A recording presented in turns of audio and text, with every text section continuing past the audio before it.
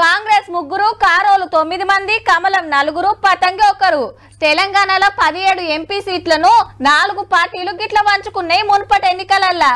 అయితే కాంగ్రెస్ కెళ్ళి Revanth Reddy sir, Uttam sir, Venkatareddy sir 3 అసెంబ్లీకి పోటీ చేసి గెలిచిండ్రు కాబట్టి ఎంపీకి రాజీనామా చేసిండ్రు. పాత సీట్లతో పాటు ఈ లైన్ అన్ని ఎక్కువ సీట్లు గెలవాలని కాంగ్రెస్, 9 సీట్లను 16 చేయాలని బీఆర్ఎస్, సింగిల్ నంబర్ డబుల్ కావాలని బీజేపీ. ఇట్లా ఎవ్వరు లెక్కలాళ్ళకున్నాయి.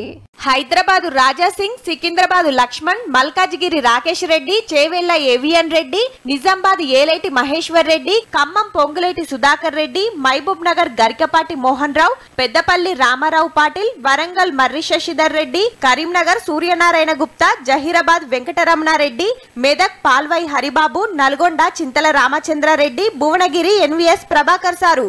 ఇట్లా 17 పార్లమెంటు నియోజకవర్గాలకు ఇన్ఛార్జీలను పెట్టింది బీజేపీ. మొన్న అమిత్ షా సారొచ్చి వేయండు కదా, ఈ నెలల 2 మాటల మోడీ సార్ వస్తాడటిగా. 100కి 35 మంది కమలానికే ఓటేయాలి. పక్క 10 సీట్లు గెలిచేటట్టు పిలాండ్లేస్తురట. సంక్రాంతి తెలంగాణ ప్రచారం చాలు చేస్తారట. బీఆర్ఎస్ పార్టీకి ఓట్లేస్తే అది మూసినలే వేస్తటే, భారతీయ జనతా పార్టీ పార్లమెంట్ సభ్యులు గెలిస్తే ఇంకా ఎక్కువ నిధులు వస్తాయి, ఎక్కువ అభివృద్ధి చేస్తారు. 22 తారీఖు నాడు అయోధ్యల రామ మందిరం ఓపెనింగ్ ఉన్నది కదా, గదిన మన్నిగుళ్ళలా పెద్ద పెద్ద టీవీలు పెడతారట, పబ్లిక్ అంతా వచ్చి చూస్తానికి. అట్లనే ఈ కార్యం చేయాలని కోరిండు కిషన్ రెడ్డి సారు. ప్రతి హిందూ కూడా ఇంట్లో దేవుడు గుడి, ఇంటి ముందు తులసి దేవత, ఆ ఇంటి ముందు దారిలో మరి రామజ్యోతులు వెలిగించాలని చెప్పి నిర్ణయించడం జరిగింది.